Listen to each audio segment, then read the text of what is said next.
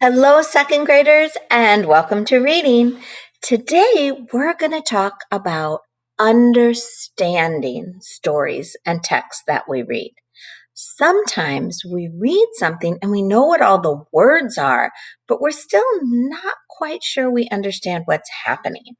So, there's a way that we can help ourselves to better understand what's going on in what we're reading.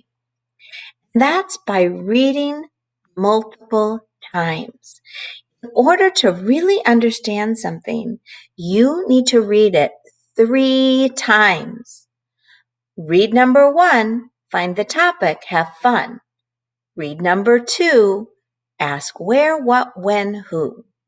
Read number 3, get the evidence that's key. So when we read the first time, we're just looking for the topic and enjoying it. Read number 2, we read it a second time, asking ourselves questions. Read number 3, we go back and read a third time, looking for evidence, specific information, so that we can answer questions, maybe that our teacher asked us, maybe questions that we have in Seesaw or in an assessment. So let's start with read number 1. Read number 1, find the topic, have fun. We just want to enjoy what's going on the first time we're reading the story. We also want to figure out the topic. The topic is just 1 or 2 words that says what the text is about. A great place to look for the topic is often the title. The title often gives a hint about the topic. It's just a short word or 2 that says what the story is about. So we're going to read a story today. We're going to do read number 1 and read number 2. We're starting, remember, with read number 1. Find the topic, have fun. So listen, enjoy the story, think about what the topic might be. You can read along with me. The name of the story is Family Stories. Yesterday, my second grade class read Grandpa's Tractor. It is a children's book by Michael Garland. In the book, a boy named Timmy spends the day with his grandfather, Grandpa Joe. The story takes place in the present and the past. Timmy and his grandfather visit an old farm where Grandpa Joe grew up. Timmy sees the old farmhouse, barn, and tractor. For Grandpa Joe, seeing the tractor brings back special memories. He tells Timmy all about his life on the farm. After I read Grandpa's Tractor yesterday, I wondered about my Grandpa Caesar's memories. I called him on the phone. What were things like for you growing up, Grandpa? I asked. Did you live on a farm? No, he said. I grew up in a small village in Mexico. Mexico is a country south of the United States.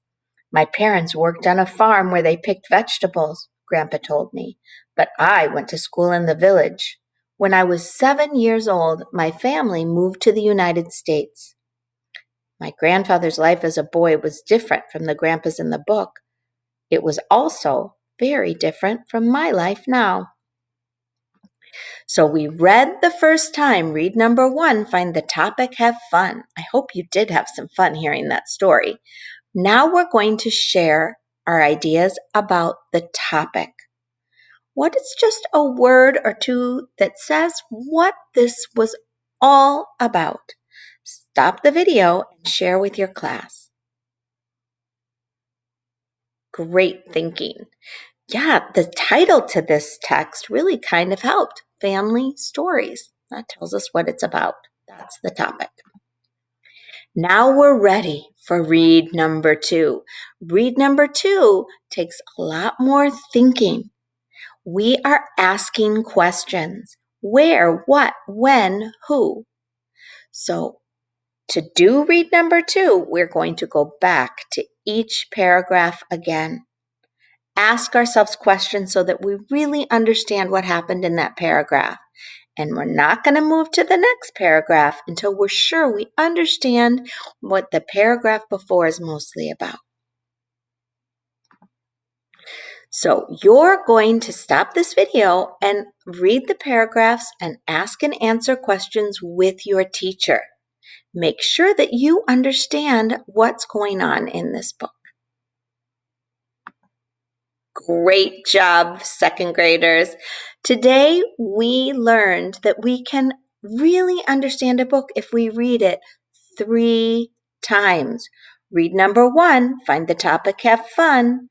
Read number 2, go back and read it again and ask where, what, when, who. Those are the 2 readings we did today. We read number 1 and read number 2. Tomorrow we're going to, or Thursday really, we're going to practice read number 3. Get the evidence, that's key. I can't wait to work on that with you next time.